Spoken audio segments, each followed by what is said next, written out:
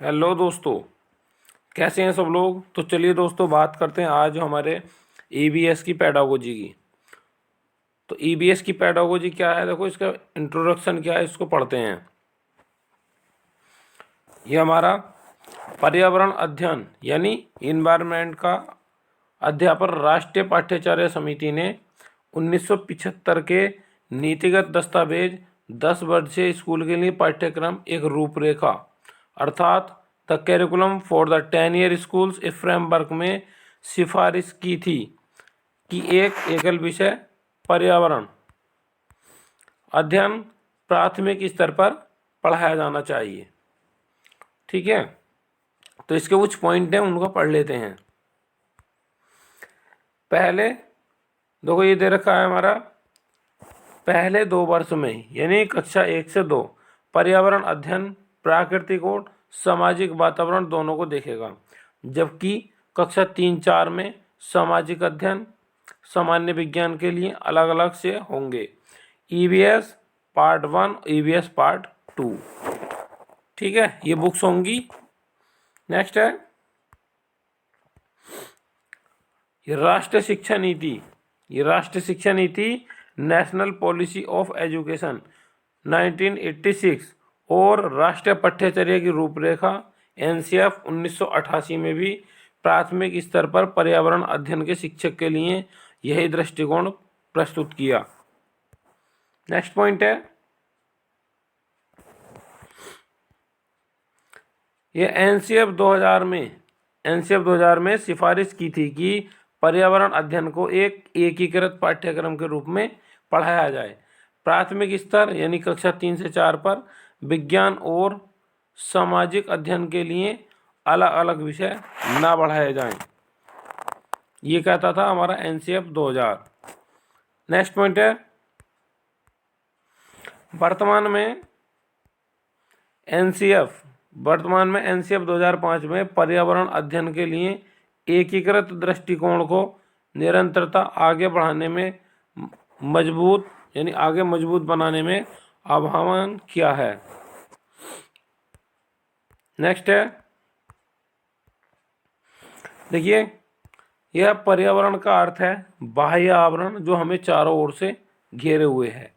अतः पर्यावरण से अभिप्राय उन सभी भौतिक दशाएं तथ्यों से लिया जाता है जो हमें चारों ओर से घेरे हुए हैं। नेक्स्ट है ये हमारा पर्यावरणीय शिक्षा निरंतर चलने वाली प्रक्रिया है। ठीक है, ये लाइन देखो, पर्यावरणीय शिक्षा जो है निरंतर चलने वाली प्रक्रिया है, अतः प्राथमिक स्तर से इसका शिक्षण आवश्यक है। नेक्स्ट पॉइंट है ये हमारे विभिन्न प्रकार के पर्यावरणीय मुद्दे जैसे लिंग भेद, उत्पीड़न के मुद्दे, प्रदूषण, अनैतिक व्यवहार आदि को मूर्त घटनाओं से संबंधित कर उन्हें समझने की क्षमता का विकास करना, ताकि उनमें मानवीय अधिकारों, समानता और न्याय मूल्यों के लिए सम्मान विकसित हो। नेक्स्ट पॉइंट है उन्हें इस योग्य बनाने की समानता, न्याय, मानव की गरिमा, अपने अधिकारों संबंधी मुद्दों को हल करने में सक्षम हो सके। फिर पर्यावरण संरक्षण क्यों आवश्यक है। ठीक है, इसके बारे में देखते हैं। प्रदूषण क्या है, इसका समाधान कैसे हो, मतलब पर्यावरण संरक्षण क्यों आवश्यक है, प्रदूषण क्या है, इसका समाधान कैसे हो सकता है। इन प्रश्नों के उत्तर की समझ विकसित करने के लिए पर्यावरण अध्ययन को प्राथमिक स्तर पर शामिल किया जाना आवश्यक है। नेक्स्ट पॉइंट है पर्यावरण को किसी भी प्रकार की हानि ना हो, इसलिए इससे संबंधित अच्छी आदतों का विकास करने हेतु पर्यावरण अध्ययन आवश्यक है। नेक्स्ट पॉइंट है देखिए, पर्यावरणीय अध्ययन विषय को बाल केंद्रित एवं एकीकृत करने के लिए लगभग 6 सामान्य विषयों का समावेश किया गया है, जो इस प्रकार है। अब वो जो 6 विषय कौन कौन से हैं जो कि पर्यावरण को एकीकृत विषय बनाते हैं। उसमें क्या हमारा परिवार और मित्र हैं, फैमिली एंड फ्रेंड्स। दूसरा है भोजन यानी फूड। तीसरा है आश्रय, शेल्टर। और नेक्स्ट है हमारे वाटर है मतलब पानी। फिर यात्रा, यात्रा बोलते ट्रेवल। फिर 6 नंबर पे है चीज़ें जो हम बनाते हैं और करते हैं, थिंग्स वी मेक। तो ये 6 के 6 टॉपिक जो हमारे पर्यावरण में शामिल किए गए हैं। नेक्स्ट है पर्यावरण अध्ययन का क्षेत्र। अब देखिए पर्यावरण अध्ययन के क्षेत्र क्या है। ये हमारा राष्ट्रीय पाठ्यचर्या की रूपरेखा 2005 यानी एनसीएफ 2005 बच्चों के स्कूली जीवन को बाहर के जीवन से जोड़ने का समर्थन करती है। नेक्स्ट है पर्यावरण अध्ययन के विषय में यह पूरी तरह से सही है, क्योंकि पर्यावरण अध्ययन का ध्येय मात्र ज्ञान का अर्जन नहीं बल्कि इससे जुड़े सामाजिक, प्राकृतिक एवं सांस्कृतिक मुद्दों पर एक संपूर्ण रूप से समझ बनाते हुए आवश्यक कौशलों के विकास द्वारा पर्यावरण संबंधी समस्याओं का समाधान करना भी है। पर्यावरण अध्ययन में पर्यावरण विज्ञान एवं समाज विज्ञान का समावेश है। तो पर्यावरण अध्ययन में कौन से सब्जेक्ट हैं हमारे, पर्यावरण विज्ञान और समाज विज्ञान। ठीक है, इन विषयों के सार को संकलित करके प्राकृतिक वातावरण तथा उसके भौतिक, रासायनिक एवं जैविक तत्व की पारस्परिक क्रियाओं को व्यवस्थित रूप से समझने तथा संचालित करने में सहायता करता है। नेक्स्ट है पर्यावरण शब्द। देखो पर्यावरण शब्द फ्रेंच शब्द यानी इवीरोनर से लिया गया है, जिसका अर्थ है पूरा परिवेश। क्या है इसका अर्थ, हमारा पूरा परिवेश।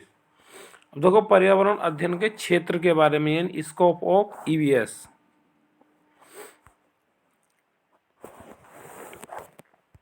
ये हमारा पर्यावरण अध्ययन में हम प्राकृतिक आपदाओं जैसे बाढ़, भूकंप, भूस्खलन, चक्रवात, आंधी आने के कारण एवं परिणाम को समझने एवं प्रदूषण के प्रभाव को कम करने के उपाय का अध्ययन करते हैं। ठीक है, ये चीज़ें हम पर्यावरण अध्ययन में पढ़ते हैं। और क्या है, इसमें हम वनस्पति एवं जंतु के प्रकारों एवं उनकी सुरक्षा के बारे में अध्ययन करते हैं।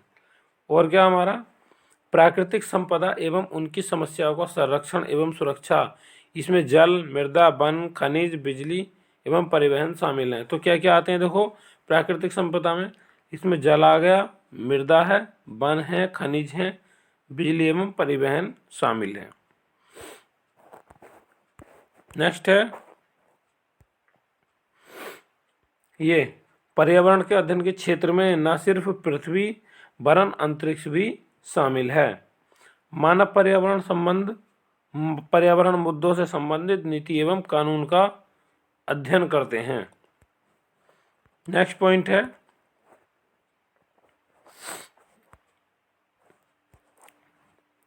इसमें मौसम संबंधी अनेक कारण जैसे तापमान, पवन, दाब, वर्षा, ओलावृष्टि, हिमपात, पाला पड़ना भी पर्यावरण के जैविक घटकों को प्रभावित करते हैं।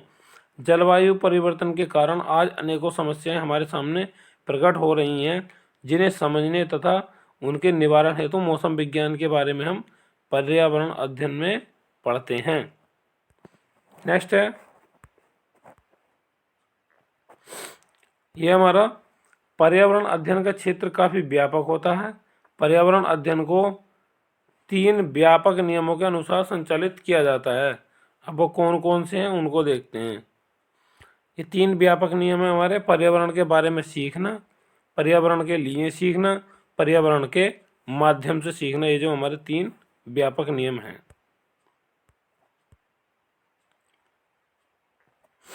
नेक्स्ट है पर्यावरण अध्ययन का विस्तार पर्यावरण को सीखने के माध्यम की तरह प्रयोग करने से लेकर इसकी सुरक्षा एवं संरक्षण के लिए क्या किया जा सकता है, इसकी विषय वस्तु की व्यवस्था बच्चे के आसपास के परिचित अनुभवों से शुरू होकर बाहरी अपरिचित दुनिया की तरफ चलती है। नेक्स्ट है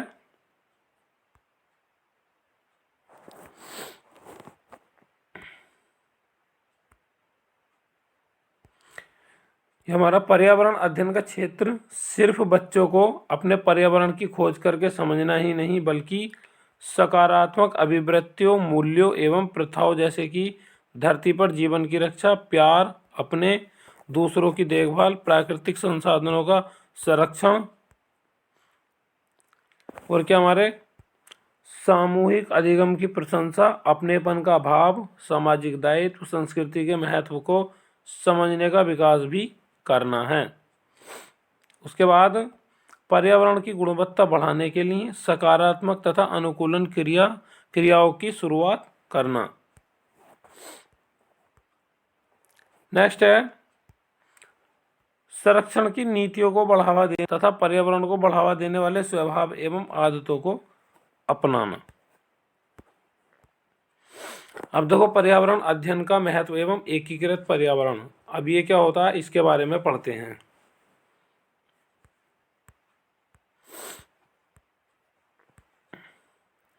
पर्यावरण अध्ययन अपने आप में अलग से कोई विषय नहीं है। इसके अंतर्गत विभिन्न विषयों सामाजिक अध्ययन, विज्ञान, पर्यावरण शिक्षा यानी साइंस, सोशल साइंस और इन्वायरमेंटल एजुकेशन, ठीक है, की अवधारणाओं का उपयोग करते हुए प्राथमिक कक्षाओं में इसकी आधार भूमि तैयार की जाती है।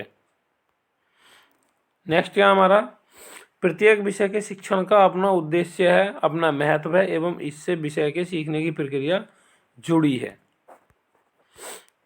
देखिए पर्यावरण अध्ययन का महत्व क्या है, देखो इसके महत्व के बारे में जानते हैं।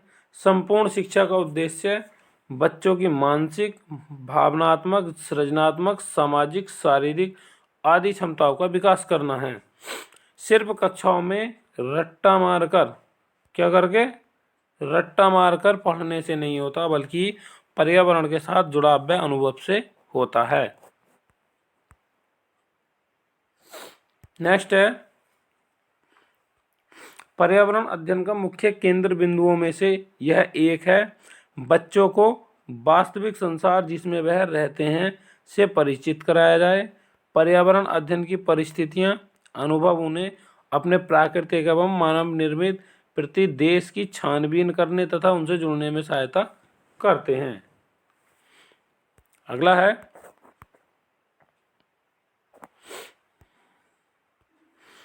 हम अपने अस्तित्व एवं जीवन की निरंतरता के लिए पर्यावरण पर निर्भर हैं। इस संदर्भ में प्रत्येक व्यक्ति का नैतिक कर्तव्य है कि हम अपने पर्यावरण की रक्षा एवं संरक्षण करें।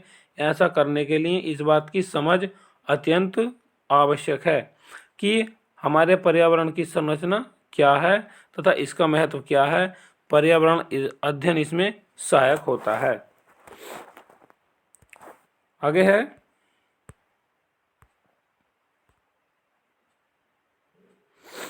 देखिए यह पर्यावरण अध्ययन बच्चों को पर्यावरण में होने वाली अनेक घटनाओं एवं क्रियाकलापों के बारे में अपने समाज का विकास करने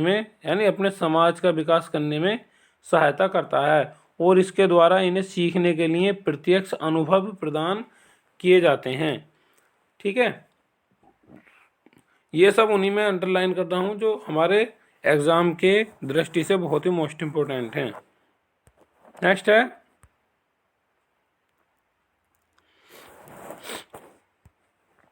ये हमारा पर्यावरण अध्ययन बच्चों को यह समझ प्रदान करता है कि हम किस प्रकार से अपने भौतिक, जैविक, सामाजिक, सांस्कृतिक पर्यावरण के साथ पारस्परिक क्रियाकलाप करते हैं तथा उसके द्वारा प्रभावित होते हैं।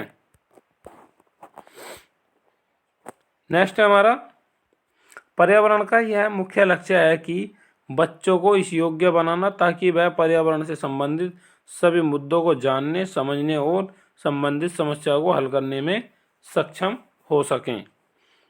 अगला है यह बच्चों को कक्षा में सकारात्मक माहौल प्रदान करता है तथा सीखने के लिए प्रेरित करता है। ठीक है, ऐसे ऐसे प्रेरित वगैरह, अवसर वगैरह, ये सब पॉजिटिव वर्ड्स होते हैं हमारे इसमें पेडागोजी में। नेक्स्ट है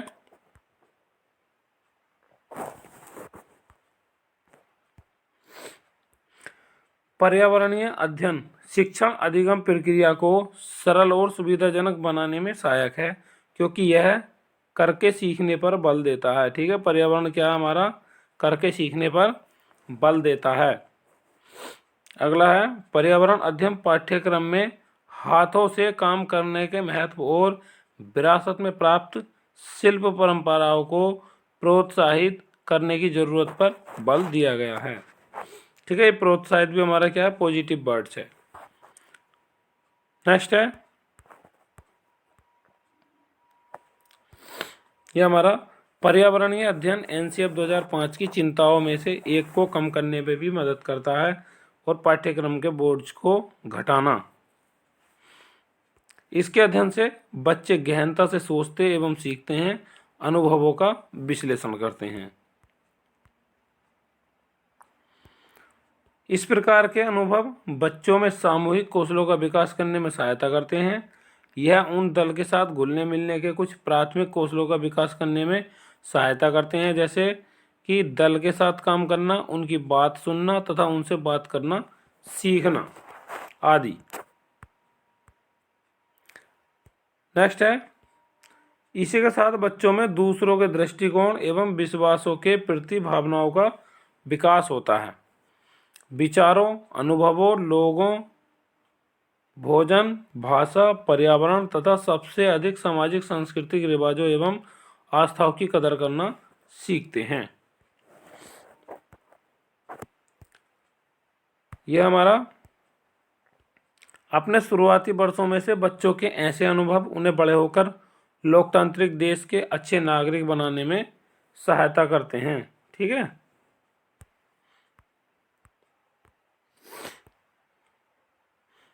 नेक्स्ट है अधिगम इर्द गिर्द के पर्यावरण, प्रकृति, वस्तु एवं लोगों के साथ क्रियाओं एवं भाषा के द्वारा संपर्क बनाने से होता है। खोजना तथा खुद काम करना, प्रश्न करना, सुनना तथा सहक्रिया करना मुख्य क्रियाएं हैं जिनके माध्यम से अधिगम होता है। पर्यावरण अध्ययन इसमें सहायक है।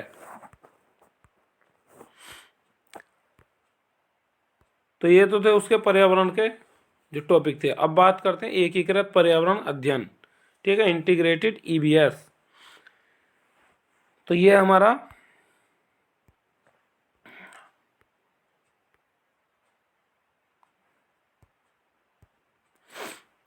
हमारे राष्ट्रीय पठ्यचर्या की रूपरेखा 1975, 1988, 2000, 2005 इस बात को ध्यान में रखकर बनाई गई है कि पर्यावरण की सुरक्षा महत्वपूर्ण है। ठीक है, अब तक के कितने हैं, 4 हैं, 4 एनसीएफ हैं। ठीक है, चारों के चारों जो है पर्यावरण की सुरक्षा के लिए महत्वपूर्ण हैं और ये ध्यान रखा गया है कि पर्यावरण की सुरक्षा जो सबसे पहले है।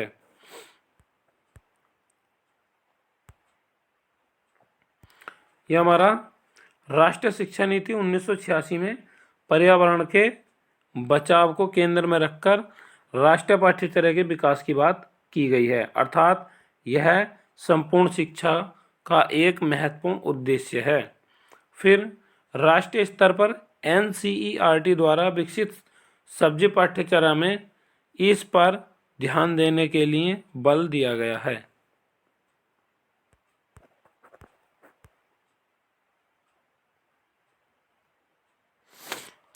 यह हमारा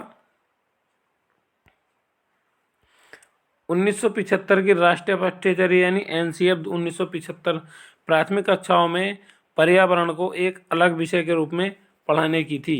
ठीक है, 1975 क्या कहा जाता था कि पर्यावरण को एक अलग विषय के रूप में पढ़ाने की थी। इसमें यह प्रस्तावित किया गया था कि पर्यावरण अध्ययन के रूप में प्राथमिक कक्षाओं में कक्षा 1 और कक्षा 2 में प्राकृतिक और सामाजिक दोनों को सम्मिलित पाठ्यक्रम के रूप में पढ़ाया जाना चाहिए एवं कक्षा 3 व 4 तक इसमें 2 विषय के रूप में अर्थात पर्यावरणीय अध्ययन 1 यानी प्राकृतिक विज्ञान और पर्यावरण अध्ययन 2 सामाजिक विज्ञान पढ़ाया जाना चाहिए।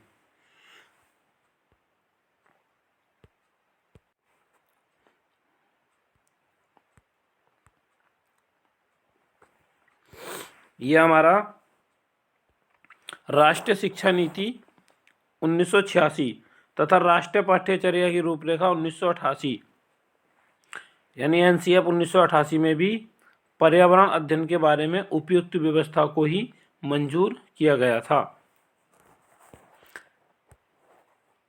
नेक्स्ट है बोझ रहित अधिगम यानी शिक्षा राष्ट्रीय सलाहकार समिति की रिपोर्ट 1993। देखो यह है ईश्वर भाई पटेल की समीक्षा है ना, ईश्वर भाई पटेल समीक्षा समिति ने है ना 1977, एनसीईआरटी कार्य समूह 1984 और शिक्षा के लिए समीक्षा समिति पर राष्ट्रीय नीति 1990 ने सीखने के कार्य को आसान करने के लिए छात्रों पर शैक्षणिक बोझ को कम करने के लिए कई सिफारिशें की, लेकिन कम होने के बजाय समस्या और अधिक तीव्र हो गई। इसलिए संसाधन विकास मंत्रालय ने छात्रों पर शैक्षणिक बोझ को बढ़ाने की समस्या की जांच करने के लिए 1992 में एक राष्ट्रीय सलाहकार समिति की स्थापना की, यानी भारत सरकार 1993। अब देखो इसके उद्देश्य, इन उद्देश्यों में क्या शामिल है?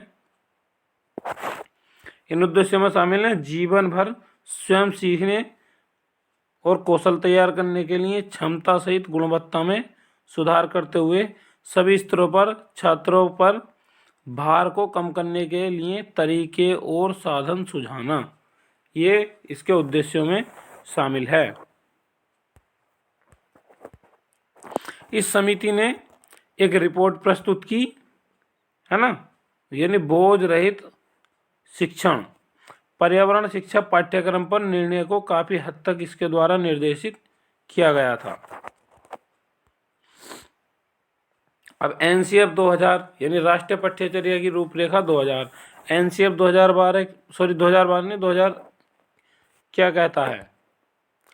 एनसीएफ 2000 कहता है, यानी एनसीएफ 2000 ने पहली बार सुझाव दिया कि विभिन्न विषयों के विचारों एवं अवधारणाओं को एकीकृत किया जाए, जैसे भारत की संस्कृति, विरासत, पर्यावरण की सुरक्षा, परिवार प्रणाली, कानूनी साक्षरता, मानवाधिकार शिक्षा, वैज्ञानिक सोच का पोषण इत्यादि। ये बात कही थी हमारे एनसीएफ 2000 ने। एनसीएफ 2000 क्या कहता है? और एनसीएफ 2000 में पहली बार पर्यावरण अध्ययन को सामाजिक अध्ययन और विज्ञान के रूप में पृथक पृथक ना कर, है ना, अलग अलग ना करके एकीकृत रूप में पढ़ाने की सिफारिश की गई थी। इसके अनुसार अब देखो इसने ये जो सिफारिश की थी, यानी किन बिंदुओं के आधार पर सिफारिश की थी, ये हम आगे पढ़ेंगे।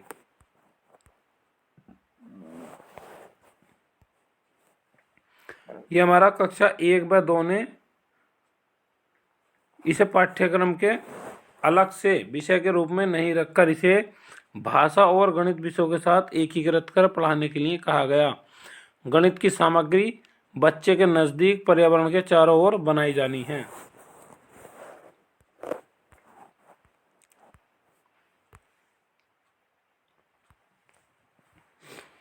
कक्षा 3 व 4 में बच्चों को पर्यावरण एवं उसके प्राकृतिक और सामाजिक रूप में विभक्त न करते हुए एक संपूर्ण विषय के रूप में पढ़ने के लिए कहा गया। नेक्स्ट है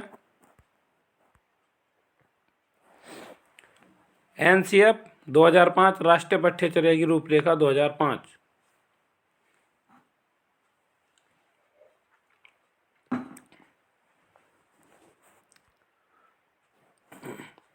देखिए एनसीएफ 2005 में भी प्राथमिक कक्षाओं में पर्यावरण अध्ययन को एकीकृत रूप में ही सशक्त रूप से पढ़ाने पर बल दिया गया। नेक्स्ट है कक्षा 1 व कक्षा 2 में पर्यावरण संबंधी कौशल एवं सरोकारों को भाषा एवं गणित के माध्यम से संबोधित करने की संस्तुति दी गई। अब क्या है कि कक्षा 3 व 4 के अलग अलग विषय के रूप में पढ़ाए जाने की संस्कृति दी गई।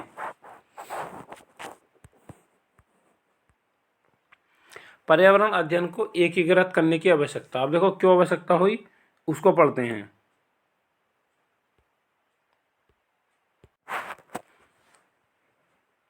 ऐसा माना जाता है कि बच्चा टुकड़े टुकड़े में, यानी टुकड़े टुकड़े में खंडित बातों की बजाय संपूर्णता में बातों को आसानी से समझता है।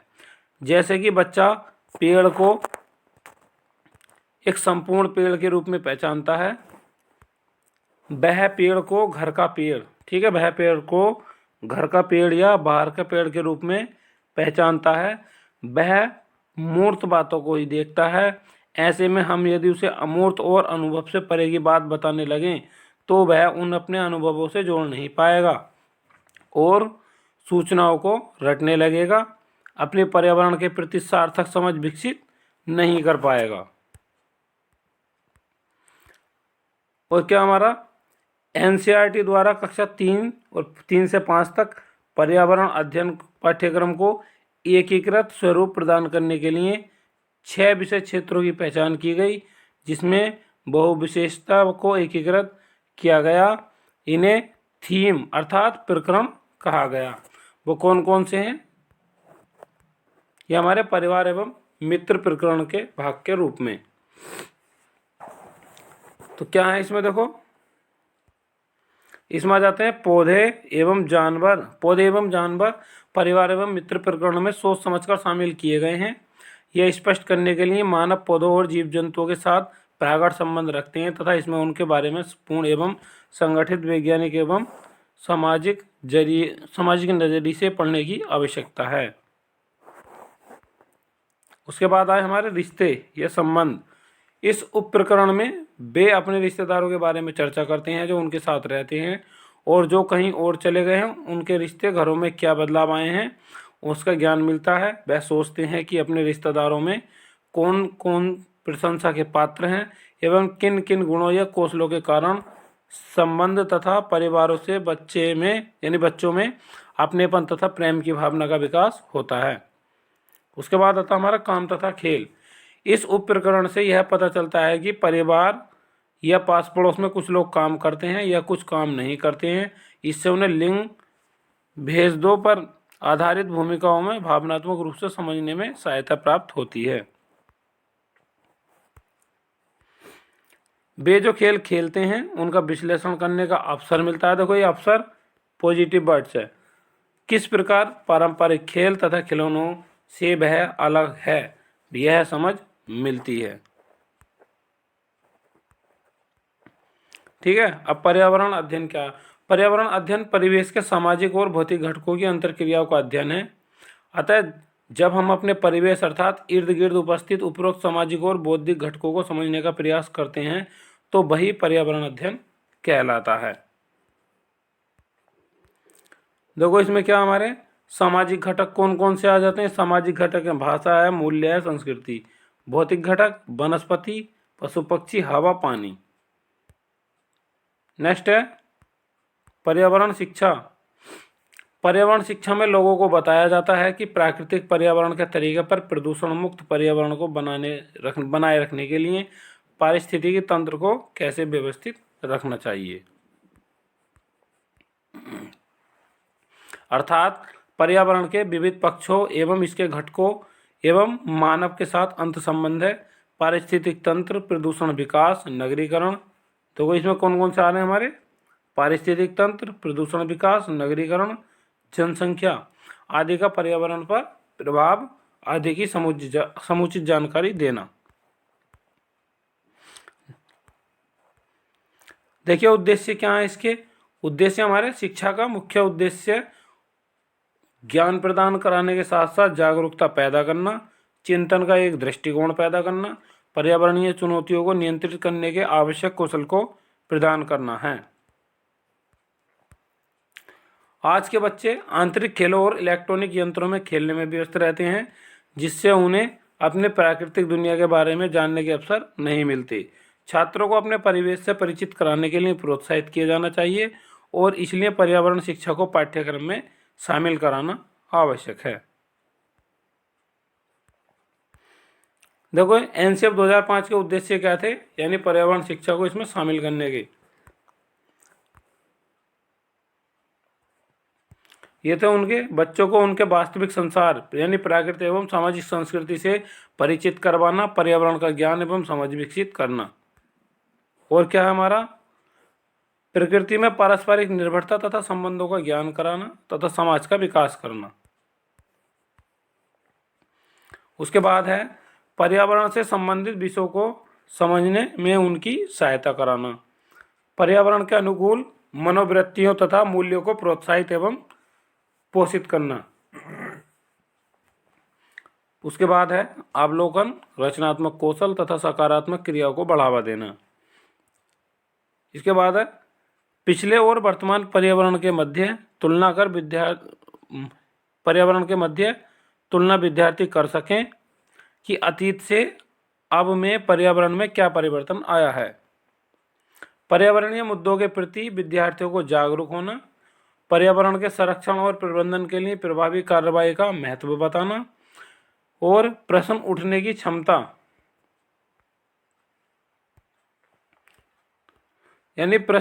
क्षमता एवं उनका स्तर देने के लिए परिकल्पना यानी हाइपोथेसिस बनाने की क्षमता का विकास करना। और क्या है हमारा ये परिकल्पनाओं की जांच के तरीके पाने एवं उन तरीकों को काम में लेने के लिए आवश्यक क्षमताओं का विकास करना। फिर निष्कर्ष निकालने एवं चिंतन की क्षमता का विकास करना। और हमारा ये बच्चों को करके सीखने का अवसर मिले, खोज करने के लिए पर्याप्त स्थान मिले, भौतिक और सामाजिक परिवेश के प्रति संवेदनशीलता विकसित करना। ये कहता है हमारा एनसीएफ 2005। तो दोस्तों ये जितने भी बिंदु थे ये हमारे थे एनसीएफ 2005 के सुझाए हुए थे, ठीक है, बच्चों के लिए। तो फ्रेंड्स ये वीडियो हमारी यहाँ तक ही है। इसके बाद हम अगला टॉपिक पढ़ेंगे। अगर वीडियो अच्छी लगी हो तो चैनल को सब्सक्राइब कर लें और वीडियो को लाइक और शेयर करना ना भूलें। सो फ्रेंड्स थैंक यू, जय हिंद।